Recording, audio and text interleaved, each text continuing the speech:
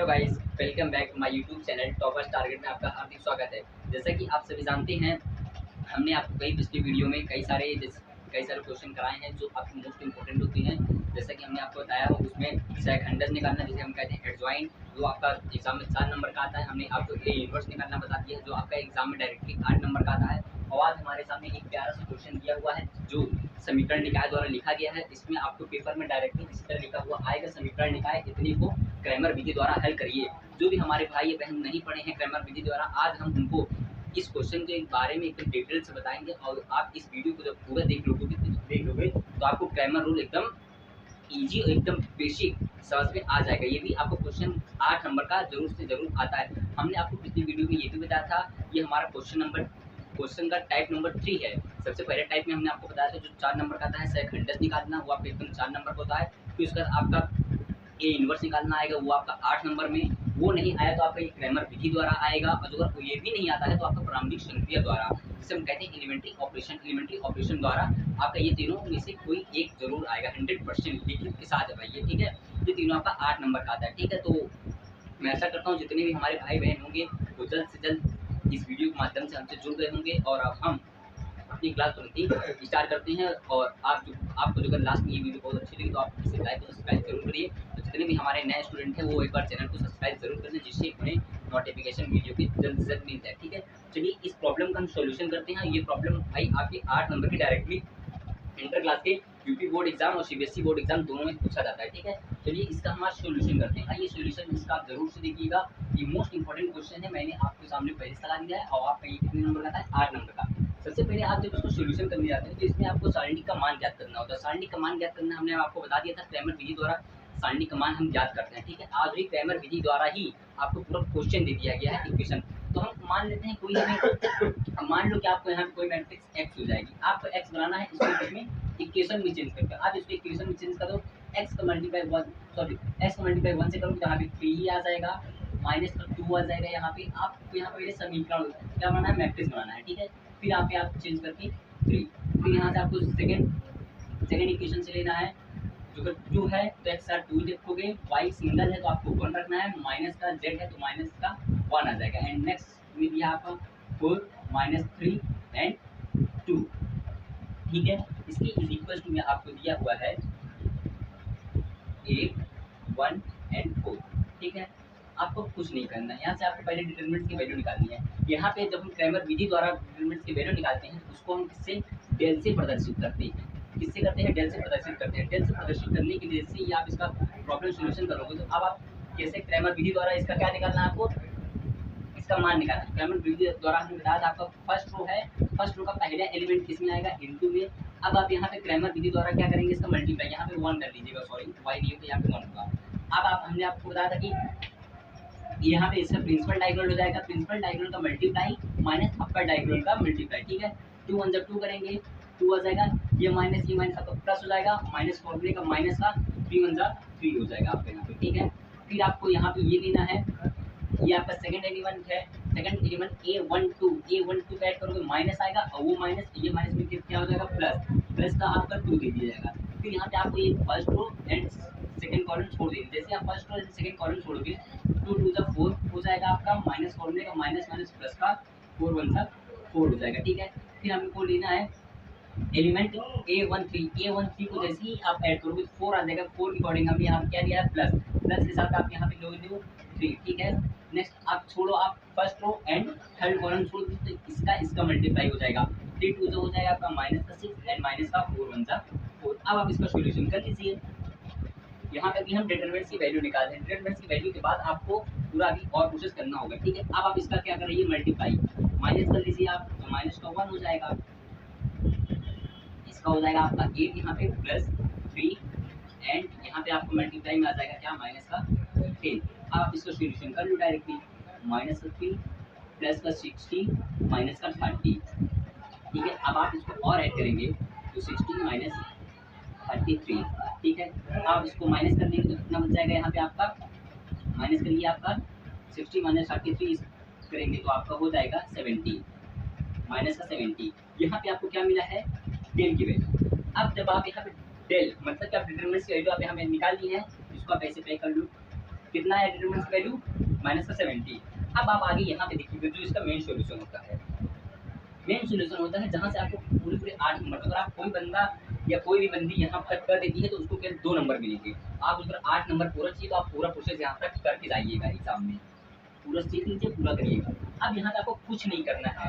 अब आपको यहाँ पे डेल 1 डेल 2 एंड डेल 3 की वैल्यू याद करनी है। डेल 1 डेल 2 एंड डेल 3 की वैल्यू हमें क्या करनी है, याद करनी है। क्यों? क्योंकि यहाँ पे 3 इक्वेशन है, फर्स्ट सेकंड थर्ड 3 इक्वेशन है। कुछ नहीं करना है आपको, जो हमें दिया हुआ है फर्स्ट कॉलम है, फर्स्ट कॉलम में हमको इसकी वैल्यू रखनी है, क्या, सेकंड मैट्रिक्स की। फर्स्ट कॉलम की जगह पे हम क्या रखेंगे, सेकंड मैट्रिक्स। सेकंड मैट्रिक्स रख करके हमें फिर से क्या निकालना है, डेल 1 की वैल्यू। ठीक है, तो अब आप जहाँ जहाँ पे फर्स्ट कॉलम होगा वहाँ पे इसकी जगह आपको ये रिप्लेसमेंट करना है। ठीक है, तो अब हम रिप्लेसमेंट करते हैं यहाँ पे, जहाँ से हमें डेल 1 की वैल्यू जो आप रखिए, आप यहाँ पे फर्स्ट कॉलम में 8 आएगा, 1 एंड 4, और आपकी सेकंड कॉलम और third column as it is रहेगी। Second column and third column आपकी क्या रहेगी, एज इट इज रहेगी भाई। ठीक है, जहाँ ना समझ आए आप तुरंत कमेंट बॉक्स करके तुरंत कमेंट में बता दीजिएगा, एज इट इज करिएगा। ठीक है, फिर आपको यहाँ पे आ जाएगा 2। अब आपको इसका सोल्यूशन करना है। जैसे ही आप इसका सोल्यूशन कर दोगे, डेल 1 इज इक्वल टू, अब मैं डायरेक्टली करूँगा क्योंकि मैंने इसका प्रोसेस बता दिया था, इसका ध्यान से डायरेक्टली हो जाएगा। 8 हो जाएगा आपका, आप इसको मल्टीप्लाई करेंगे, 2 1 जा 2 माइनस 3 इज इक्वल टू क्या आ जाएगा, माइनस का 1 आ जाएगा। फिर ये माइनस है तो यहाँ पे आपका हो जाएगा प्लस 2। यहाँ से फर्स्ट रो छोड़िए, यहाँ सेकंड कॉलम छोड़िए, मल्टीप्लाई करिए, 2 1 जा 2 माइनस माइनस प्लस 4, यहाँ पे क्या आ जाएगा आपका 2 + 4 = 6 हो जाएगा। फिर यहाँ से आप लेंगे तो प्लस का 3 आ जाएगा यहाँ पे आपका, एंड फर्स्ट रो छोड़िए, सेकंड थर्ड कॉलम छोड़ेंगे, फिर इसको मल्टीप्लाई करेंगे, -3 एंड -4 = माइनस का 7 हो जाएगा यहाँ पे। फिर आप यहाँ पे इसका सोल्यूशन करते हैं, 8 1 माइनस का 8 हो जाएगा, प्लस का 2 6 12 माइनस का 3 7 27। ठीक है, अब आप इसको कर लीजिएगा ऐड यहाँ पे, तो ये हो जाएगा आपका माइनस का 29 एंड प्लस का 12। आप इसको जैसे ही ऐड करते हो तो आपको यहाँ पे आ जाएगा 7 एंड आ जाएगा माइनस का 1। ठीक है, तो यहाँ पे आपको डेल 1 की वैल्यू निकल जाएगी, तो आप इसके आगे लिख लीजिए del 1 is equal to minus का 70। यहाँ पे आपको डेल 1 की वैल्यू मिल गई। अब आप एज इट इज क्या करेंगे, डेल 2 दिया है, अभी आपने जब डेल 1 की वैल्यू निकाली है तो आपने फर्स्ट कॉलम की जगह पे सेकंड मैट्रिक्स को रिप्लेसमेंट किया था। जैसे आप डेल 2 की वैल्यू निकालती हो तो सेकंड कॉलम की जगह फिर से मैट्रिक्स सेकंड को क्या करना है, रिप्लेसमेंट करना है। फिर सब हम यहाँ पर आती है, यहाँ पे हमारा हो जाएगा क्या, फर्स्ट कॉलम में 3 2 एंड 4, सेकंड कॉलम में आपका आ जाएगा 8 1 एंड 4, एंड थर्ड कॉलम में आपका फाइनली हो जाएगा 3 1 -1 एंड 2। फिर से आपको यहाँ पे क्या निकालना है, डिटरमिनेंट की वैल्यू निकालनी है, डेल 2 की वैल्यू निकालनी है। चलिए हम आगे डेल 2 की वैल्यू निकालते हैं। डेल 2 की वैल्यू जैसे ही आप निकालोगे तो फर्स्ट एलिमेंट 3 हमने ले लिया, 2 अंदर 2 माइनस फॉर्मूले का माइनस माइनस प्लस हो जाएगा, प्लस करोगे तो यहाँ पर 6 आ जाएगा। ठीक है, 2 अंदर 2 मैंने किया, 4 अंदर 4 माइनस माइनस प्लस 2 + 4 = 6 आ जाएगा। फिर आप माइनस का 8 आ जाएगा आपका यहाँ पे, first row and second column आपको छोड़नी है, 2 2 = 4 माइनस माइनस प्लस 4 1 = 4 4 कितना आ जाएगा आपका यहाँ पे 8 आ जाएगा। अब हम यहाँ पे लेते हैं आपका थर्ड एलिमेंट हमारा 3 है, जो आपको प्लस का आएगा क्योंकि भाई 3 + 1 करो क्या आ जाएगा 4 4 आपका इवन है तो हमने लिया 3। ठीक है, अब आप यहाँ पे third row and third column छोड़ेंगे तो आपका हो जाएगा यहाँ पे 2 4 8 4 1 4 माइनस करोगे तो यहाँ पे क्या आ जाएगा आपका 4 आएगा। अब आप इसका सोल्यूशन कर लीजिए, 3 6 80 -8 8 40 64 प्लस 3 4 12। अब आप जैसे ही यहाँ पे डेल 2 की वैल्यू निकालोगे तो आप इसको ऐड कर लीजिएगा, यहाँ पे हो जाएगा 30 -64। तो यहाँ पे आपकी डेल 2 की वैल्यू जो हो जाएगी आपकी कितना आ जाएगा, -34। ठीक है, अब हम आगे यहाँ पे बात करते हैं डेल 3 की।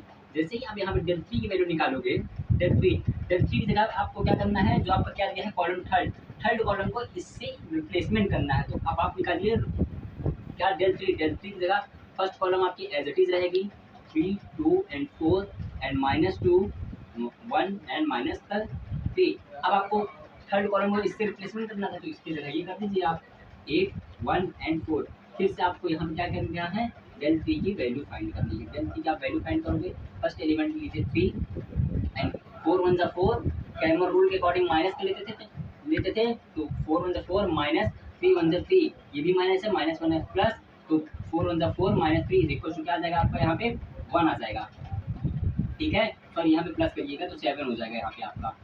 ये माइनस करोगे 7 हो जाएगा। फिर आपको माइनस माइनस क्या हो जाता है यहाँ पे प्लस, और 2 लिए 2 लोगे तो second row and second column छोड़ोगे, 2 4 जा 8, 8 माइनस 4 इज इक्वल टू क्या आ जाएगा यहाँ पे 4 प्लस 8 लीजिए, ये एलिमेंट आपका आ जाएगा। तो third first row and third column, first row and third column जैसे ही छोड़ोगे आप यहाँ पे, आपको इससे मल्टीप्लाई एंड माइनस करना है। 3 2 जा -6 एंड -4 इज इक्वल टू हो जाएगा माइनस का 10। तो इसका आप आगे सॉल्यूशन कर लीजिए। 3 7 जा 21 हो जाएगा, प्लस का 8 आ जाएगा एंड माइनस का 80। आप इसको कर लीजिए 29 माइनस का 80 इज इक्वल टू, जैसे आप करेंगे तो आपका क्या आ जाएगा माइनस का 51। जैसे आपको माइनस 51 हो जाएगा, ये क्या आ जाएगा L3। इतना प्रोसेस करने के बाद आपको कुछ नहीं करना है, यहाँ पे आपको एक्स वाई जेड की वैल्यू फाइंड आउट करनी है। जैसे आपको अगर एक्स की वैल्यू निकालनी है तो आपको एक्स की वैल्यू निकालने के लिए आपको कुछ नहीं करना है, डेल 1 अपॉन डेल करना है एंड वाई की वैल्यू सॉरी ये करिएगा, एंड वाई की वैल्यू निकालोगे तो आपको करना होगा del 2 upon del, and Z की वैल्यू आपको जैसे ही निकालनी है तो आप यहाँ पे कर दीजिएगा डेल 3 अपॉन डेल। चलिए इसके अकॉर्डिंग हम सॉल्यूशन करते हैं। हमें x की वैल्यू चाहिए, x की वैल्यू चाहिए। अब बताइए डेल 1, आपने डेल 1 कितना निकालना है माइनस का 17 अपॉन डेल की वैल्यू आपको कितनी दी है माइनस का 17, ठीक है। माइनस से माइनस कैंसिल करके 17 कैंसिल करोगे तो 1, तो x इज इक्वल टू आपको क्या मिलेगा यहाँ पे 1। अब आपको y की वैल्यू निकालनी है, तो y की वैल्यू निकालने के लिए आपको डेल 2 अपॉन डेल, तो डेल 2 कितना दिया है आपको माइनस का 34 अपॉन डेल की जगह है माइनस का 17, माइनस का 17 माइनस से माइनस कैंसिल, 17 1 17 17 2 जा 34। तो आपको यहाँ पे y की वैल्यू जो मिलेगी आपको कितनी मिलेगी 2, एंड z की वैल्यू आपको निकालनी है। तो आप करिए डेल 3 अपॉन 3, डेल 3 की जगह आपको है माइनस का 51, तो आप करिए माइनस का 51 अपॉन माइनस का 17, फिर कैंसिल करेंगे 17 3 जा 51। तो आपको यहाँ पे z की वैल्यू जो मिलेगी आपको कितनी मिलेगी 3। तो आप यहाँ पे लिख सकते हैं अतः X Y Z is equal to, अतः x is equal to 1, y is equal to 2 and z is equal to 3। आपको यहाँ पे कितना मिलेगा 3। ये आपका फाइनल आंसर हो जाएगा। वहाँ पे आपको एक्स वाई जेड की वैल्यू फाइंड आउट करनी होती है, ठीक है। तो मैं आशा करता हूँ जितने भी हमारे भाई बहन हैं